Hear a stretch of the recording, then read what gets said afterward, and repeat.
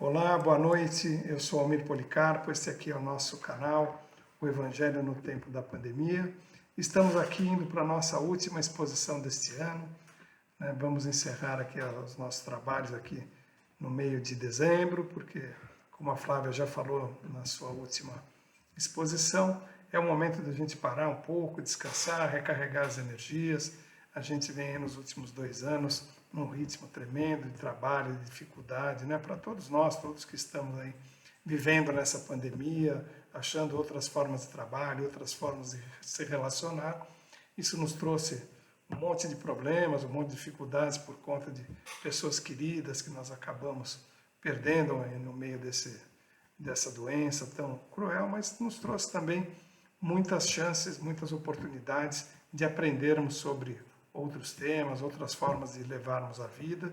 E toda essa mudança, toda essa transformação nos leva a um cansaço maior do que o normal. Então nós estamos precisando parar nesse final de ano, descansarmos a nossa cabeça, nos prepararmos, darmos um pouco de sossego para o nosso espírito, buscarmos o equilíbrio para voltarmos aí no próximo ano com muita energia, com muita vontade, podendo estudar e compartilhar com aqueles amigos que estão aqui nesse nosso canal os temas da nossa querida doutrina espírita da melhor forma possível.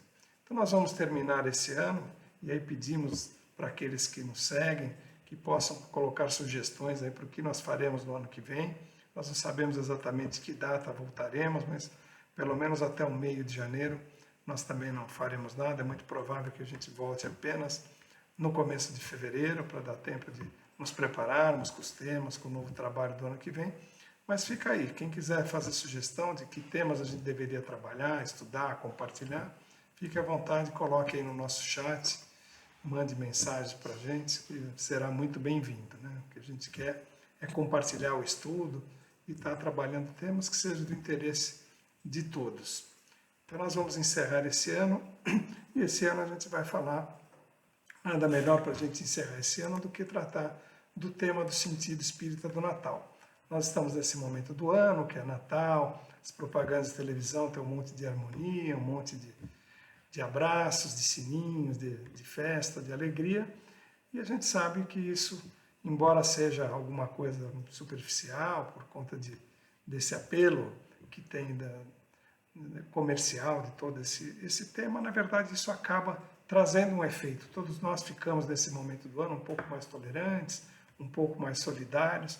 A gente tem que aproveitar este momento para pensar, principalmente agora, nesse exato momento de nossas vidas, onde estamos passando por experiências tão complexas, que nos fazem aprender, que nos fazem sentir a perda, que nos fazem compreender por que as transformações estão acontecendo de forma tão rápida, tão duras e trazendo, inclusive, muitas dificuldades para várias pessoas queridas.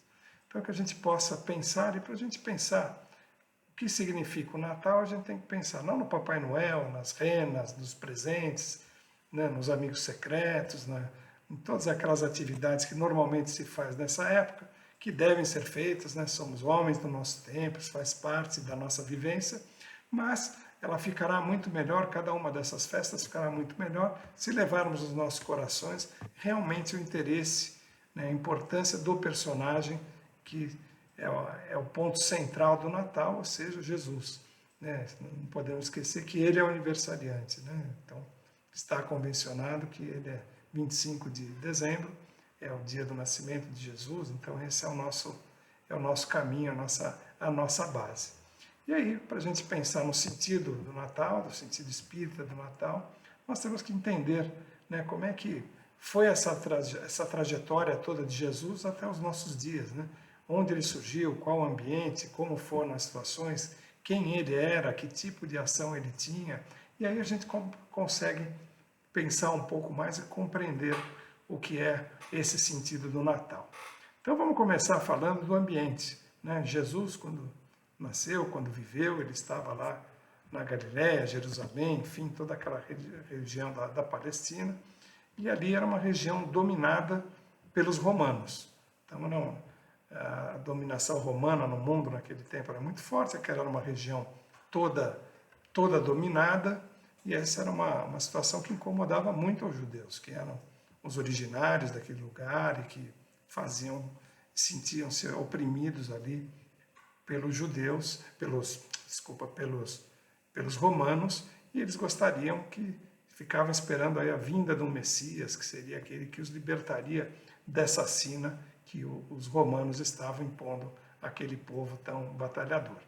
Mas a dominação romana, ela tinha basicamente um efeito comercial, mercantil, né? Os romanos não tinham nenhuma restrição com cultura, com religiões, com seitas, né? Eles respeitavam a todos, porque na concepção romana, que eles são extremamente prática, eles estavam buscando ali, se você mantivesse todas essas pessoas vivendo da melhor forma possível, em harmonia, exercendo a sua vida como gostariam de fazer, isso propiciaria uma harmonia, o comércio fluiria e eles teriam aí o que eles buscavam, que era realmente receber ali os impostos de toda aquela riqueza que circulava naquele momento. Então, o poder político dos romanos era esse, era só visando manter a ordem, manter as coisas funcionando, sem discriminação, sem impedir ninguém de fazer a sua vida, para que ao final ele fosse um bom pagador de impostos. E essa forma dos romanos de viver naquele momento, de ver o mundo, de administrar essas relações entre as pessoas, causou aí a possibilidade do livre trânsito das pessoas. Então não tinha nenhuma restrição, se alguém era de uma região ia para outra, né? Todas essas pessoas tinham livre acesso, não tinha nenhuma restrição, né? Roma não colocava nenhuma restrição.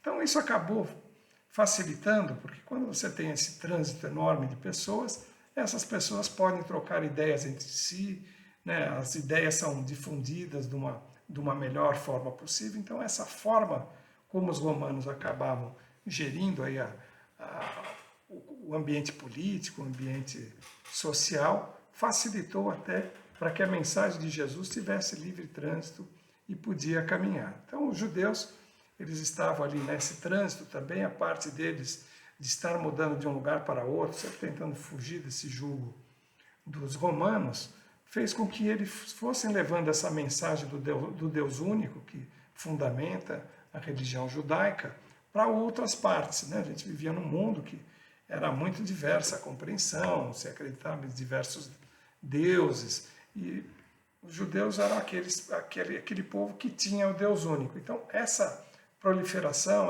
esse trânsito, essa movimentação dos judeus em muitas partes, acabou influenciando os gentios a compreenderem a ideia do Deus único, o que foi um grande alicerce, um grande impulsionador, para que depois a mensagem de Jesus fizesse mais sentido. Então esse movimento todo acabou auxiliando a proliferação, a propagação dessa mensagem que Jesus trazia. A questão é que os judeus, como se sentiam oprimidos naquele momento, o que eles esperavam é que viesse o Messias guerreiro. Eles imaginavam alguém que viesse, né, muito forte, poderoso, com seus cavalos, e que tivesse pronto a expulsar os judeus ali da terra onde eles viviam, que deixasse de atrapalhar e subjugar todo aquele povo que sofria há muito tempo. Então foi uma dificuldade muito grande para que eles conseguissem aceitar Jesus. Né? Quem era Jesus? Jesus era exatamente o contrário, né? Não veio um guerreiro, veio alguém suave, falando de amor, falando de, se você apanhar numa face, ofereça outra, tem que perdoar não 7 vezes, mas 70 vezes 7 vezes, enfim, trouxe um conceito do amor, né, da caridade, que era muito diferente do que eles esperavam. Então vamos falar um pouquinho de Jesus, vamos entender aí o nosso aniversariante, esse personagem tão importante na nossa vida, nesse momento, e que é a razão da comemoração do Natal, né? Então, o que a gente sabe de Jesus são só 3 ou 4 anos de sua vida, né? A maior parte da sua vida acabou sendo desconhecida, então essa parte que trata aí da infância anterior, ele tem alguns relatos, mas nada disso foi foi trazido com muita clareza. Inclusive, Kardec, quando organizou o Evangelho, ele opta por deixar de lado aqueles fatos que cuidavam da vida ordinária de Jesus para tratar dos pontos que eram retratados nos Evangelhos, das questões dos ensinamentos morais. E a gente vê que nisso ele acertou aí com muita tranquilidade, ele acertou muito, né? Porque nós estamos aí 21 séculos depois e nós estamos falando cada vez mais de Jesus, sentindo Jesus, festejando Jesus e fazendo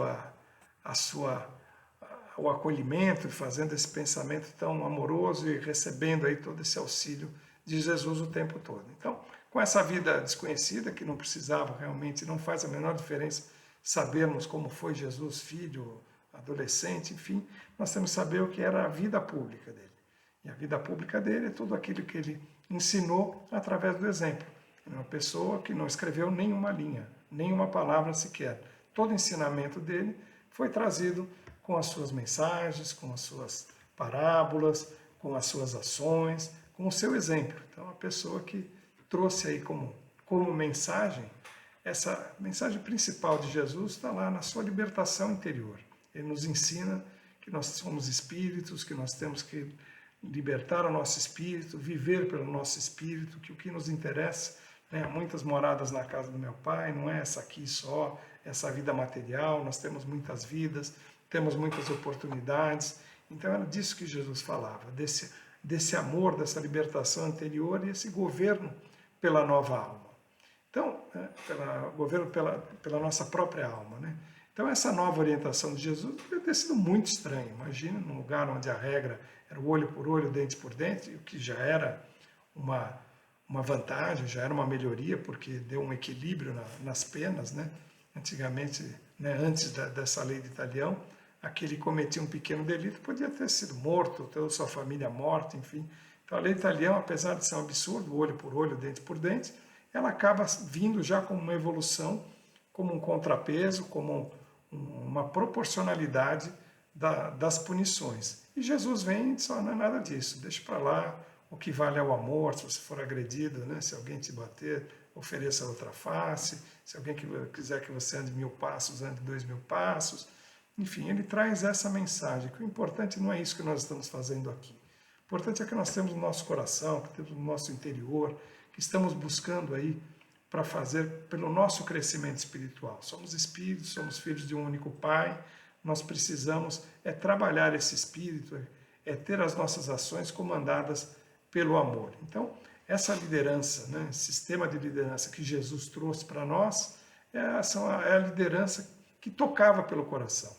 As pessoas sentiam a vibração amorosa, a tranquilidade, o acolhimento. Imagine como deve ser o campo fluídico de conviver ao lado de Jesus, receber aquela palavra doce, aquela palavra construtiva, aquele acolhimento, né? Tanto que ele trabalhou aí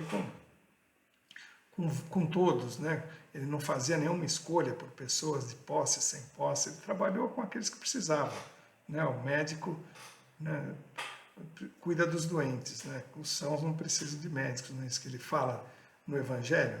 Então ele faz essa expressão do amor, esse sentimento, essa forma de viver pelo amor, e ele tem os seus 12 apóstolos. Se a gente for olhar, são todas pessoas do povo, pessoas simples, pessoas de pouca cultura, todas pessoas empenhadas, mas que entenderam, que sentiram profundamente tocados por aquela lição, por aquele aprendizado de amor, e resolveram se colocar nesse caminho de propagar essa mensagem. E vai levar essa mensagem, que é uma mensagem de exemplo, é uma mensagem de atuação moral, não é uma mensagem escrita, ele não deixou um texto para que nós pudéssemos refletir com ensinamentos, não. Ele simplesmente viveu a lei do amor, ele esteve entre nós e ele foi distribuindo amor e fazendo com que a gente compreendesse como é que seria o jeito adequado de viver, né? E esses 12 apóstolos saem, essa primeira célula, que vai se multiplicando e pega aquele momento da sociedade que ela está num declínio total, né? O paganismo estava por ali, essa mobilidade de que falamos lá, que os romanos permitiam, fez com que fosse levada adiante essa mensagem cada vez de forma mais ampla, né? A gente vê aí o quanto o apóstolo Paulo caminhou por várias partes do mundo levando essa mensagem. Então, essa força de Jesus, esse componente moral elevado, essa forma amorosa de lidar com as pessoas, que possibilitou que a sua mensagem perdurasse para sempre dentro de nós. E que mensagem é essa que Jesus nos traz? Essa mensagem que nos toca nos espíritos, essa mensagem que nos toca dentro daquilo que temos de mais importante, essa mensagem que faz com que nós busquemos o amor, que olhemos com empatia, olhemos com amor para aqueles que estão do nosso lado, possamos compreender aqueles que estão em dificuldade, possamos compreender até aqueles que têm alguma postura contra cada um de nós. Então essa mensagem que ainda toca o nosso espírito, e a beleza dessa mensagem foi muito bem retratada pela nossa doutrina espírita, que trouxe essa parte moral, essa parte que importa na nossa transformação como seres humanos, como espíritos imortais, e ele traz, a doutrina traz isso com uma clareza, com uma tranquilidade, nos traz aí o racional dessa coisa tão emotiva e tão emocional. Então a doutrina vai nos chamando para que a gente vá buscar, vá encontrar Jesus. Qual é a nossa finalidade?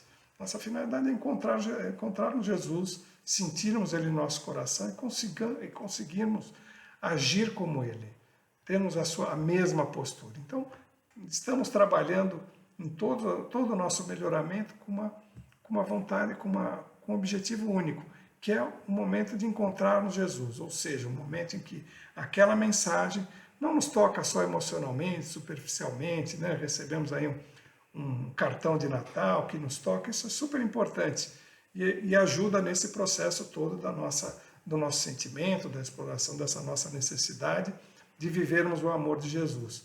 Mas a verdade é que temos que procurar qual o momento em que Jesus nos tocou no Espírito, qual o momento que Jesus nasceu para nós. Então, quando a gente fala do nascimento de Jesus, mais importante do que falar do nascimento de Jesus é falar de quando Jesus nasceu para nós. O importante é que essa oportunidade é diária, Nosso momento é agora. Nós temos todo dia, nós temos toda a nossa vida para cada dia renovarmos esse sentimento. Se hoje ainda não conseguimos ser tocados tão profundamente com essa mensagem de Jesus, amanhã é um novo dia. Daqui meia hora é mais uma oportunidade. Então nós temos essa oportunidade inteira. Então a gente tem que buscar ser tocado por Jesus. Sentir Jesus tocando o nosso espírito, sentirmos leves, amados, amorosos, E é isso que vai fazer o nosso Natal. O Natal é o nascimento de Jesus dentro de cada um de nós. Quando de fato nós abraçamos o exemplo de Jesus, a causa de Jesus, e conseguimos entender o caminho da nossa melhoria, do aprendizado, da nossa elevação moral, para a nossa melhoria e para a melhoria de todos que seguem conosco nessa jornada evolutiva. Então, Jesus nasce numa manjedoura. Então, esse é o símbolo do Natal. É Jesus nascer num lugar muito simples, sem nenhum conforto, com necessidade, em meio aos animais. Então, é isso. Nós não precisamos de luxo, de riqueza, de grandes coisas materiais. Nós precisamos sentir o amor pulsar no nosso coração, é encontrarmos com Jesus. Então, a mensagem de Natal é sabermos, nos perguntarmos quando é que Jesus nasceu para nós. Essa é a pergunta, de quando é que Jesus nasceu para nós. Essa é a resposta que nós temos que buscar. Ele já nasceu? Se não nasceu, nós temos a oportunidade, neste momento. A partir desse momento, a cada segundo, nós temos sempre essa oportunidade. Então, para que a gente entenda esse sentimento do nascimento de Jesus dentro de cada um de nós vamos lembrar alguns personagens aqui do cristianismo que tiveram passagens importantíssimas e que tem muito bem caracterizado quando Jesus nasceu para cada um deles. Então, se nós olharmos para Paulo, quando foi que Jesus nasceu para ele? Quando ele se sentiu tocado pelo amor? Quando a sua vida foi transformada por aquilo que Jesus ensinou e por aquilo que Jesus pregava? Foi na estrada de Damasco, naquela necessidade. Se olharmos para Madalena, quando foi que ela foi tocada? Quando houve o Natal dela? Quando Jesus nasceu para ela? Foi em Betânia, quando a voz doce e pura trouxe uma sensação de vida nova para ela. Isso movimentou a todas as suas fibras, o seu coração, o seu espírito. Pedro, para quando foi que Pedro nasceu de verdade Jesus? Pedro teve aquela vida ao lado de Jesus, foi dos primeiros apóstolos, foi a grande base aí do cristianismo. Mas quando foi que de fato Jesus nasceu para ele? Quando ele sentiu que ele estava abraçado com aquela imagem, com aquela mensagem, com aquele amor vibrante. Foi quando o galo cantou pela última vez, que ele entendeu que havia traído, que aquilo estava completamente equivocado e de fato ele abraçou de vez a fé. Sua fé nunca mais vacilou e todos nós sabemos qual a importância dele para o nosso cristianismo. E para João Evangelista, quando Jesus nasceu em seu coração? Quando ele descobriu que Deus é amor. Né? Essa é a grande frase de João Evangelista, e é isso, Deus é amor, porque não existe explicação melhor do que essa. E Jesus veio aqui praticar esse amor, trazer esse amor vivo entre nós para que pudéssemos experienciar esse amor e pudéssemos entender quando é que a gente, né, o quanto é importante abraçarmos essa mensagem, esse amor e essa condição de elevação, de aprendizado e de transformação. E quando foi que nasceu Jesus para Zaqueu? Foi quando Jesus pede para se hospedar na sua casa. Ele era o cobrador de impostos. Imagine que ele recebeu Jesus em sua casa, né, o que seria impensável, alguém tão bom, doce, carinhoso, que fosse lá com aquela pessoa que era tão desprezada pela sociedade porque era um coletor de impostos. Então ali Zaqueu sentiu que era verdade, que aquilo que Jesus propagava, aquele amor, era um amor de verdade, que era capaz de, independente de qualquer sensação ou censura daqueles que estavam do lado de fora, Jesus foi, se hospedou e foi lá se hospedar na sua casa. Né? E Tomé, quando é que Jesus nasceu para Tomé? Foi quando ele descobriu que a morte não tinha poder, que ele foi lá verificar Jesus, quando Jesus ressuscitou, se materializou novamente, e aí ele entendeu, de fato, que com Jesus, que a morte não tinha poder, e entendeu a frase do eu sou o caminho, a verdade e a vida. E para Dimas, quando é que era o ladrão que estava com ele crucificado, né? Ele estava lá crucificado, quando é que Dimas, quando nasceu Jesus? Ele não tinha nenhum contato com Jesus, ele estava realmente na situação oposta, ele estava casualmente ali, escolhido para ser crucificado junto com Jesus. Mas aquele olhar carinhoso de Jesus ali na cruz fez com que ele esquecesse todas as suas misérias e de fato se entregasse e conseguisse, naquele momento do seu desencarne, seguir com Jesus no coração. E a pergunta mais importante dessa nossa reflexão é: e para cada um de nós? Jesus já nasceu? Quando Jesus nasceu? Onde ele nasceu? Como ele surgiu? Então essa é a pergunta que temos que nos fazer todos os dias, né, para ver quando Jesus nasceu para cada um de nós, porque é isso que nos cabe, isso que nos toca. Eu poderia dizer com certeza que Jesus nasceu para mim quando eu descobri, né, embora eu tivesse participado de várias situações em outras religiões cristãs e tivesse alguma experiência, mas Jesus de fato nasce quando eu conheço o Espiritismo e quando eu vou trabalhar em Vila Brasilândia.